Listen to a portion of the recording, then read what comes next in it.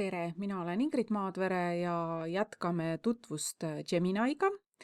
Mul on see siis lahti võetud ja nüüd, kui ma siit tööriistade alt valin juhendatud õppe, siis vaatame, mida see teeb. Juhendatud õpe on siis tegelikult mõeldud nagu selleks, kui ma tahaksin midagi õppida ja millestki aru saada ja võib-olla ma ei taha nagu otse vastuseid saada. Nii et kui näiteks mul on tulemas Gustav Adolfi gümnaasiumi ajalootöö, siis ma võingi kirjutada siia, et soovin õppida Gustav Adolfi gümnaasiumi ajalootööks. Kas sa saad mind aidata? Saad mind aidata ja esitada mulle küsimusi. Ütlen kohe ära, mida ma siis tahan. Nii, ja vajutan Enter ja vestlus läks käima. Nii.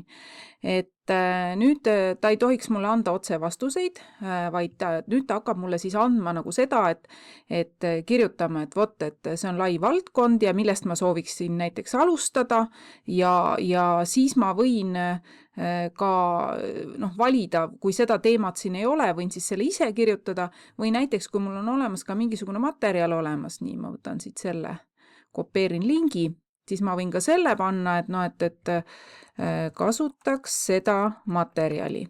Nii, Ctrl V lisame siia ja vaatame, mis ta ütleb. Et nüüd ma natukene piiritlen selle ära. Nüüd ta vaatab, kas ta saab sellele ligi. Veebilinkidega on kusjuures nii, et mõne asja kohta ta ütleb, et see tal ei ole kergelt ligipääsetav, aga tegelikult kui te vaatate näiteks siin plussi alt, siis siit ma saaksin ka lisada üles faili või ka Drive'ist midagi lisada. Aga vaatame, kuidas ta nüüd õnnestus. Õnnestus, nii. Ja nüüd ta küsib uuesti, et näiteks perioodist, millest ma tahaksin. Võtame selle siis, alustame Rootsi ajast. Et ta ongi nüüd nagu mul eraõpetaja mõnes mõttes, eks ole. Ja nüüd ta siis hakkab minuga vestlema, et ma saan siis rahulikult lugeda, mida ta mulle siis ütleb ja temale vastata, et mis siis oli. Ta ütleb siis, et kool asutati 1637, enne seda asus samas hoones, aga mis asutus ja miks oli kooli asutamine 17. sajandil nii oluline Rootsi riigile kui Tallinna linnale. Ja siis ma võin panna näiteks, et ma tean, et seal oli klooster, aga seda ei tea, miks oli oluline.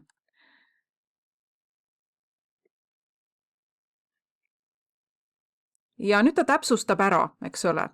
Ja läheb sellega edasi. Kui ma ei ole nagu selline suur trükkija, siis tegelikult ma võin ka oma mikrofoni kasutada ja temaga vestelda, aga mul praegu ma teen ekraani salvestust, ma seda teha ei saa ja siin all nuppude puhul, kui nüüd mulle mingi vastus ei meeldi, ma saan võtta, et tee uuesti, ma võin seda ka jagada seda vastust või kopeerida vastust endale kuhugi dokumenti kokku ja siin rohkem all ka näiteks, et kui ma ei viitsi lugeda, siis siin on ka selline asi, et kuulake, et kui ma nüüd selle peale klõpsan,